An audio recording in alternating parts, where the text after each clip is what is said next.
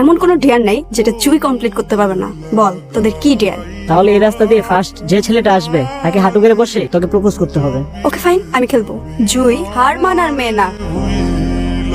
I love you. আপু আমাকে বলতেছেন? তোমাকে বলতেছি, এত সুন্দর একটা মেয়ে তোমাকে প্রপোজ করলো আর তুমি এইভাবে ইগনোর করতেছো।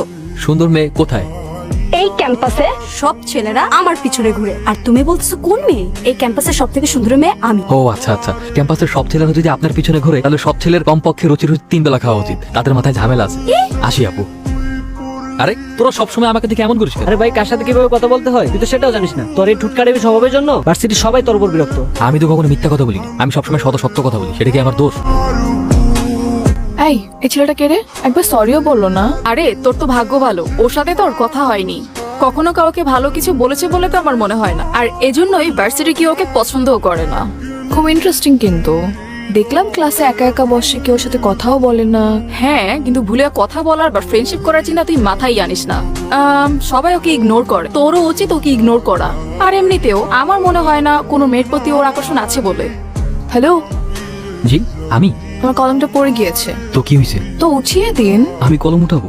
আমাকে কেন উঠাতে হবে? আরো তো অনেকেই আছে, তাই না? ইয়েস স্যার, আমি জানি ক্লাসে অনেক মানুষ, কিন্তু আমি চাই কলমটা আপনি উঠান। ভালো থাকবেন আপু, আসি। এখানে থাকলে হয়তো কলম উঠাতে আমার পড়াশোনা আর হবে না। হ্যাঁ, গাধা নাকি আমি? আপু, এই গাধার বাচ্চার নাম্বারটা দিত, ওর লাইফ আমি হেল্প করে দিব। ঠিক আছে, লে। হ্যালো, আসসালামু আলাইকুম। কে? আমি তা তো জানি, কিন্তু কে আপনি? আমার পরিচয় জেনে আপনার কি হবে? আপনি আপনার পছন্দ মতো আমাকে একটা নাম দিয়ে দিন না। আশ্চর্য, আমি তো আপনাকে চিনি না, নাম কি করে দিব? চেনেন না চিনে যাবেন, কথা বলতে থাকেন, আস্তে আস্তে এমনিই চিনে যাবেন। আমি একজন অপরিচিত মেয়ের সাথে কেনই বা কথা বলবো? কারণ পরিচিত কেউ তো আপনার সাথে কথা বলে না। বাবা ডেকেছো? তুমি নাকি বডিগার্ডদের তোমার সাথে ভার্সিটিতে যেতে নিষেধ করেছো? হ্যাঁ। কারণ বাবা, তোমার এসব বডিগার্ডদের জন্য আমার কোনো ফ্রেন্ড আমার সাথে মেশে না, আমার কাছে এসে কথা বলার সাহস পায় না। একটা মানুষ একা একা কতক্ষণ থাকতে পারে তুমি বলো তো? অনেক তো হয়েছে বাবা, অনেক হয়েছে। আমাকে চাপ দেয়ালের মধ্যে অনেক বন্দি করে রেখে আমি তো বড় হয়েছি, এবার একা ছাড়ো। চা দেল বলতে তুমি কি বুঝাচ্ছ? তোমাকে তো আমি বন্দি করে রাখিনি, না তো তোমাকে কোথাও যেতে নিষেধ করছি।